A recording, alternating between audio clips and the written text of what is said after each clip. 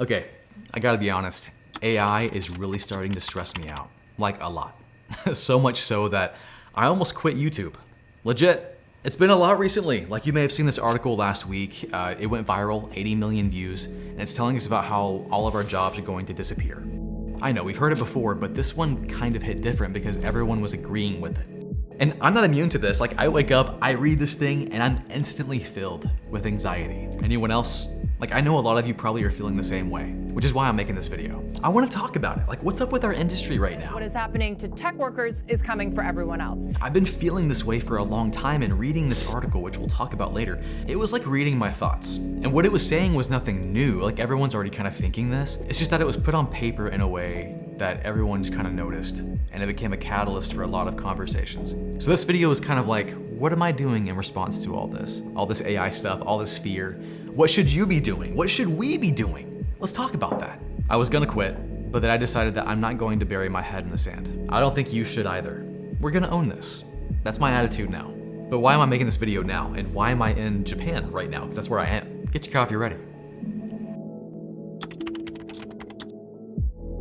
So I'm in Japan for 3 months. It's kind of a sabbatical right now because again, I almost quit YouTube and AI was really stressing me out. The burnout with AI has been hitting me really, really hard. Everything is moving really fast and it's a little paralyzing. And it's honestly why I haven't been publishing as much on YouTube. I've been kind of like absent and I feel bad about that because I love making videos and I love being involved with you guys and having community, and it sucks. And part of that is I'm thinking, what content do I even make anymore? Is AI replacing everything? Do I still teach Linux? And what do I tell my audience about all this stuff if I don't even myself have it figured out? So I left.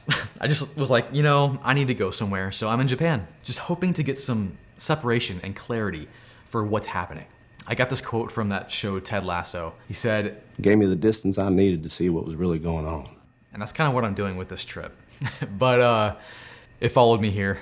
The anxiety, the AI stress, the endless onslaught of AI news, OpenClaw, the Schumer article, model releases, and the last few weeks have been the most intense I've ever seen it. Everyone's freaking out, everyone's waking up, everyone's realizing that AI is kind of a thing and it can actually do stuff. The stress honestly got so much worse, not better. And I'm here in Okinawa, Japan with my family, and I can't even get peace because I'm so distracted by AI. And I feel like everything's moving so fast and I can't stop or I'll get left behind. And I'm driving myself crazy. Like I'm talking to AI while shopping at Konbinis. I'm voice dictating while exploring caves, reading my X feed while eating soba. I can't stop. And it's not that I don't want to, it's like I feel like I can't. Like I'm going to lose something, I'll get too left behind. I can't be the only one feeling this way. Like, do you guys feel this way? I feel crazy. Coffee break. And it's honestly the strangest feeling in the world, right? Because I'm honestly so excited about all of this. It's so fun. There are so many advances every day, so many cool things to play with. If you're a techie, this is like a drug addiction. Dopamine hit after dopamine hit. And just when I finish playing with one thing, another thing comes out and it does that same thing better. And the problem is, what makes me so good at tech, just like the curiosity and the genuine love of technology, has become my worst enemy when it comes to AI. I'm constantly tinkering. It's like a TikTok feed of all this new tech stuff to try. It's not healthy. And when I do finally come up for air to look around after I'm done playing, I see everyone else doing cool stuff. And I assume I'm super behind. And then I start to wonder, like, what does the future hold? For me, for my job, for my audience? Is all this stuff I'm playing with going to replace what I love doing? It's crazy exciting, but insanely overwhelming. So I want to say this. It's okay to feel that way. Like if you're feeling this way, therapy right now. And you know what? It's okay to say you hate AI. I'm gonna say it right now. I kind of hate AI. Sometimes. It's a textbook love and hate situation. But if I'm being honest, I was a better technologist, a better creator, a better human without AI. And I'm trying to find that balance right now. Because honestly, I want to stop using AI. I'm like, you know what? I'm gonna be different. I'm gonna stop using AI altogether, but then I'm like, I can't do that. This is the new stuff. This is the new thing. Change isn't coming. I mean, change is here. But what does that mean? Like, what does change mean? Is that Schumer article accurate? Are our jobs in danger? The last few weeks have revealed a lot. So let's grab another cup of coffee and break this down. I'm gonna get a refill, or at least heat this up. It was getting cold. So yeah, the last few weeks have hit different. Here's what happened and why everyone is freaking out, including me. First was Claudebot, Moltbot, OpenClaw. This thing released, and it's amazing. And it revealed to a lot of people what AI can actually do. It's not a new model or anything, it's just a harness that unlocks a ton of ideas. Now, I am gonna have videos coming out on this. I just didn't make any videos on it because it happened right when I'm having this midlife AI crisis and I'm trying to go to Japan and chill out. And it's like, here is the most amazing life-changing tool. In the last 5 minutes, try it. Oh. But it is amazing, and it essentially gives us the ability to talk to our AI through any channel, WhatsApp, Telegram, Discord, Slack, and kind of treat them like employees. It's cool. What's not cool is if you follow anything related to OpenClaw on X, that's your entire feed. Your feed is now OpenClaw and what everyone's doing with it, and you feel behind all the time. So OpenClaw was cool and terrifying, but then this article came out from Matt Schumer. He's the CEO of some AI company. It goes crazy viral. I wake up one morning in Japan and I'm like, I hate this. Like, why am I reading this right now? Couldn't help it. Everyone's posting. Everyone posted it. I got text about it. And again, this is not new. Like, we've heard stuff like this before, but this one hit because it resonated with how I think, how I was already feeling, just stuffing it down. He confessed this: I am no longer needed for the actual technical work of my job. And he compared this moment to not like a light switch, more like the moment you realize the water has been rising around you and is now at your chest. I feel that. And he said this too: if your job happens on a screen, then AI is coming for significant parts of it. The timeline isn't someday, it's already started. Now again, it's not that he's just saying this stuff and I'm believing it blind. It's that everyone was going, yeah, this is true, retweet. Yes, send this to your family, warn them. Everyone needs to wake up. This is a wake-up call. Everyone's saying this. Now, he did end up kind of walking some things back in an interview. Also, he wrote this with AI, which seems weird. We'll talk about that later, but it's still heavy stuff. But that wasn't all that happened in the last couple of weeks. It's killing me. There was a UC Berkeley study. 62% of AI workers report burnout, anxiety, decision paralysis by month 6. Yeah, I get that. Or this: AI doesn't reduce work, it intensifies it. Yeah, I feel that. And then there were 30,700 tech layoffs in 6 weeks of 2026. Amazon alone accounted for 16,000. Salesforce cut their force down from 9,000 to 5,000. Entry-level job postings are down 15 to 25%. That first rung on the ladder is disappearing. The Anthropic CEO said 50% of entry-level white-collar jobs eliminated in 1 to 5 years. Industry insiders think he's too conservative. So if you weren't stressed out before, I'm sorry, but it's reality. Like, it's what people are saying. Or is it? Because here's the thing. Not everyone agrees with this. And after thinking about it for a while, I actually believe something different. I think something else is going to happen. Hey, I'm in Japan right now. I've got proof. Japan stuff. And I'm sitting on the floor. Now, you know what's not in Japan? My data center, my racks full of networking equipment, and my NAS, my Mac Studio cluster, my Raspberry Pis, my everything is not here with me. No, I can't have that. I gotta access my stuff all the time from anywhere. But watch this. With one little button click, boom, it's like I never left home. I can access everything with TwinGate, the sponsor of this video. TwinGate is kind of like VPN, but it's not. VPN is the old way of doing things, and we don't do things the old way. We do things the new way. This is zero trust network access that allows me to access all my stuff from anywhere in the world, but just who I say has access. Now let me tell you a bit about my setup. Can we nerd out a bit? I'm in good company, right? So back in my home base, my data center, I actually have 2 TwinGate connectors. It takes about 3 seconds to install these guys. In fact, if you want to set up TwinGate, it's free. You get 5 free users. All you have to do is install a connector inside your network, and that can be installed on a Raspberry Pi, laptop, a spare Linux server, it doesn't matter. And suddenly you have access. Now here's my favorite thing. When I install that connector, it doesn't instantly allow everyone to access all the stuff when they log into TwinGate. No. It's denied by default. Zero trust. Meaning when I set up access to my server, first I have to specifically say, we're allowing access to the server. I have to specify who, the group, the machine. I can specify ports. I can do time-based access. I can have it expire. I can say if they have a Windows PC without any kind of antivirus, shut them down. Don't let them in. Now, if you're like me and you love IT and tech and you're a home labber, TwinGate's a no-brainer. You don't have to abandon your VPN just yet. Put it to the side, try TwinGate, and then throw your VPN away, because you'll see. But if you're a business, TwinGate just works. And I do use TwinGate for my business. I use it every single day to access my stuff through my laptop, through my phone. My OpenClaw agents use it to access my stuff back home. Seriously, try out TwinGate. And thank you to TwinGate for sponsoring this video and sponsoring a lot of my videos. They've been a long-term partner for a long time, and I'm proud to have them as a sponsor. So check that link in the description or go to this link right here. I have a creepy AI voice say it right now because I always forget what it is. And tck.co/TwinGate in Japan. Now back to the video. It's getting dark here, had to move my light, and I spilled coffee everywhere. Anyways, here we are again. Okay, so before I tell you what I think about AI, or where it's going and what I'm going to do about it, let's talk about what's real. This article this Matt Schumer guy put out, something big is happening. Is there any truth to it? A lot of people believe there is because it went viral. Everyone's sharing it, everyone's agreeing with it. And I think the reason it went viral is because this article is speaking to a fear that a lot of us have. Not necessarily truth, fear. And fear goes pretty viral. And that's, when I read this, I'm like, oh yeah, of course. I've been having this thought, this feeling in the pit of my stomach. I know it, it's true, it's there. And everyone's sharing it, everyone agrees. But there's another side to it, right? For example, this guy, when it went viral, of course, everyone's like, hey, we gotta interview you.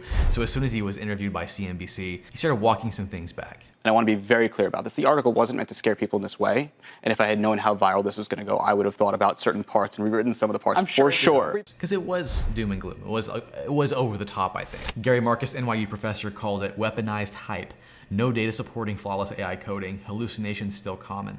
And what's funny is Schumer used AI to help him write this, which is not very surprising. But when you phrase it as the guy warning about AI used AI to write the warning, and the fact that he fed it articles he agreed with, then had to interview him and then produce this thing that scared everyone, it's worth thinking about. There's a Fortune article rebuttal. Coding has compilers and unit tests to verify law, medicine, finance, way harder to automate subjective quality. There's also a historical pattern. Every previous tech revolution overestimated the speed of economic transformation. Every single one. 95% of organizations see no measurable ROI from AI. Not a guaranteed steamroller, it's chaos. The Yale Budget Lab said, our data suggests AI labor displacement remains largely speculative. Workers in AI-exposed jobs has stayed flat since ChatGPT. Organization friction is also real. Someone has to sign off, retrain staff, change compliance, navigate liability. Years, not months. But the reality is that article could come true. Like it could be real. It also couldn't. The truth is nobody knows. Everyone's just guessing.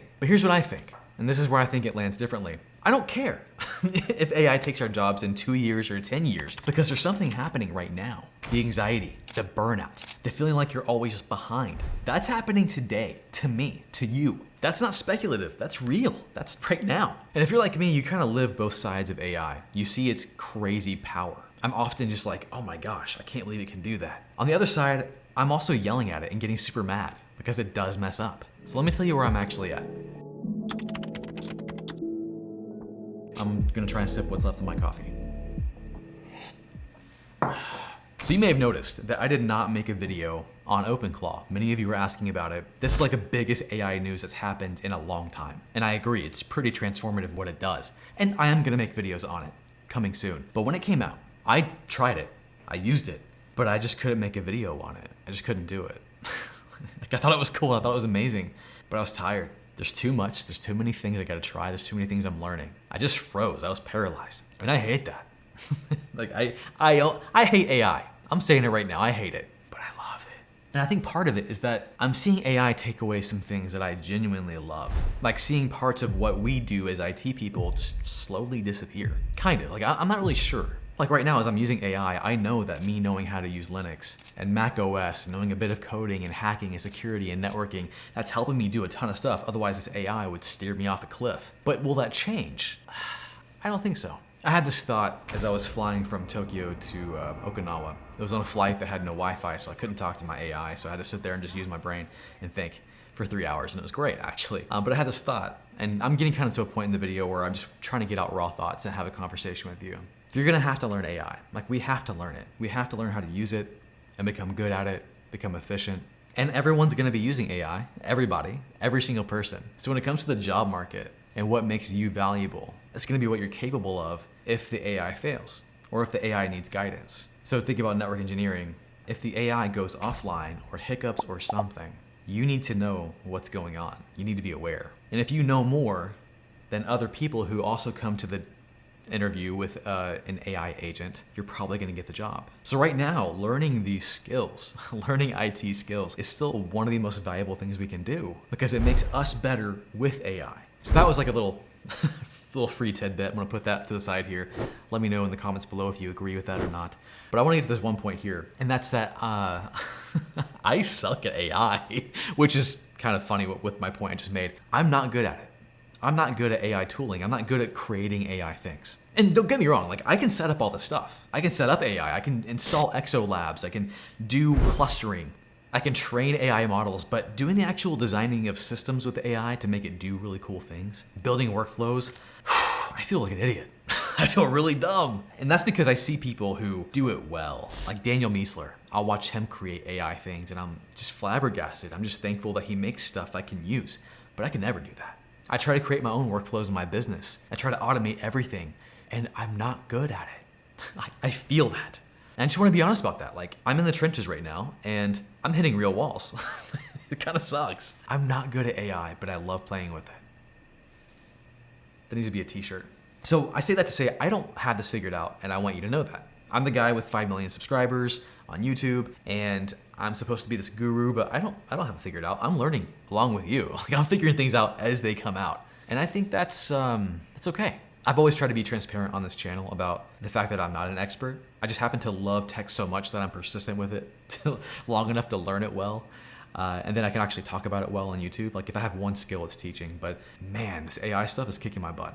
But here's what I'm not going to do, because I almost did this. I almost quit YouTube because this became overwhelming. It was robbing my joy from a lot of things. The stress of trying to keep up, the stress of trying to be a person that can teach you about these things and kind of lead some of you into this, that became a lot. But I'm not gonna quit.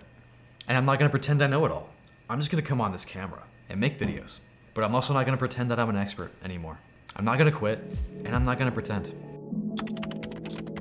So here's what I am changing for this channel for this year. It's kind of my first moment addressing you here in 2026, which, by the way, I don't do enough. I've missed talking with you guys like this. I should do more live streams. But here's what I'm doing with this channel. And I'm gonna be as real and as specific as I can so it doesn't sound like some kind of motivational nonsense. And let me kind of like backtrack a bit. So I've been doing this channel in a certain way for a while now. I've been like, hey, you need to learn this right now, which has become a joke because everything is so crazy now. You need to learn everything right now so often. And I'd show you the tool and tell you, hey, learn it, use it immediately, or you'll get left behind. I'm done doing that for now. Not because all this new stuff isn't important and you should probably learn it right now in some form or fashion, but that's more of like, I know what I'm talking about. Right now, I'm just learning with you. That was kind of me pretending I have all the answers.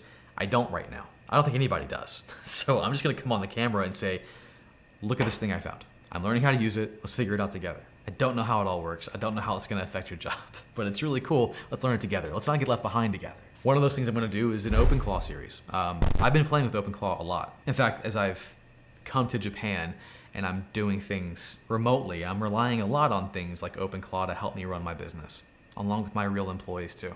Again, I'm not an expert in building AI systems, but I think I've come up with some pretty cool stuff I want to show you guys, like real world scenarios, like an IT department, which I set up over the last few days. It's very cool. But I also want to be honest about the tools. Like, we don't have to love it all the time. We don't have to just be like, oh, AI is the best, AI is the greatest, I love AI. No, like, let's talk about how this tool does a lot of stuff, but I hate it. I prefer to do things myself. Like, we can be honest about that. I like what Vishal Misra from Colombia said. He said, when the camera was invented, portrait painters had every reason to panic. The camera didn't kill painting, it liberated it. So, I mean, I don't know if what we do is art in IT. Feels like it sometimes. And Eric Markowitz said, we are not our tools. We never have been. So here's my promise to you. I am going to learn this stuff with you. I'm gonna be honest with you when it overwhelms me, when I'm like, I'm not gonna be silent. At least I'll try not to be. That's my default, is to go silent when I'm overwhelmed or stressed, and that's when you see our YouTube content become less frequent. I'm gonna tell you when something's cool, and then also when something sucks, and we're gonna figure this stuff out together. I would love for you to come along this journey with me. And I'm mainly focusing on people who are like me. We're technologists, we're network engineers, or want to become network engineers, or we love hacking and cybersecurity and all that stuff. I know that's my core audience, that's you, I'm talking to you. And I'm not gonna come at it as like, hey, I'm the AI guru, follow me. No, again, we're gonna be in the same boat together, we're learning together. We're just trying to figure out all this stuff and how not to lose our mind and also our soul to AI. So this was a weird and different video, I know. But I felt like I needed to get on the camera and talk about this because it's been something I've been feeling over the past maybe years. With how AI has been progressing, I kind of saw where AI was going. I wasn't quite sure. And then with the last few weeks, I'm like, oh, okay, this is happening really, really fast. And everyone's saying it is, not just me thinking it, but everyone's kind of voicing what I'm thinking. That was a lot. But regardless, we're IT people and we learn the latest stuff. Like we come at it and we figure out how to use it. And it's not the tools that have ever defined us. I love that quote. They never have been. It's been our curiosity, it's been our tenacity, it's been our love for our passion. And we're gonna keep that. We're not gonna have our heads in the sand. We're gonna be looking up, looking forward. And my phrase this year, for me personally, with how I'm gonna approach most things in my life, including this YouTube channel, and AI in our IT industry is relentless optimism. No matter what comes, like, dude, it's gonna work out. It's gonna be awesome. So join me in this. If you haven't already, subscribe. And if you have any ideas for how we can start working on this together, figuring things out, let me know. Comment below. Also, I'm in Japan, so I'm definitely gonna be making some content around being in Japan. I'm a nerd, so I'm gonna gravitate towards nerdy things, technical things, and I'm just gonna nerd out on all kinds of stuff, and I would love to bring you along that journey with me. Let me know what you wanna see in Japan from like a fellow nerd perspective. I would love to hear that. And keep an eye out for the OpenClaw series. I should be talking with the creator of OpenClaw fairly soon. Anyways, that's all I got, guys. Happy 2026. It's a bit belated to say that, but this year's gonna be awesome. That's all I got. I'll catch you guys next time. Hey, you made it to the end of the video. If you're new here, I like to pray for you, my audience. I believe in the power of prayer. It's okay if you don't. But I would love for you to sit here and just let me pray over you. It's gonna be weird, because, yeah, but I wanna do it. And feel free to click off. That's why I put it at the end of my videos. Let's do this. 1, 2, 3, pray. Father God, thank you so much for this moment in time in history where it's a little stressful, a lot stressful, but you're not surprised by anything. And I ask in your name, God, that you would give all of us right now peace with what's happening with our industry, that you would give us direction, and that you would turn any stress or anxiety that we're feeling, that you would turn that into excitement and tenacity and opportunities for growth. And I pray for this person on the other side of this camera, this screen right now, as they're watching this video, that you would perform a mighty work in their lives. That as they're getting ready to launch their career, or they're changing jobs, or they're just trying to maintain the one they have, that you would give them great courage in where they're at. That you would give them a fire to keep going, that you would give them a path forward that they can march forward in. I pray this blessing over them, and as they are preparing their lives or trying to maintain the one they have, just give them what they need. Bless their families, bless their livelihoods, bless their careers, just bless everything, God. Bless this year. Let their goals they have for this year be met. Go before them and make their path straight.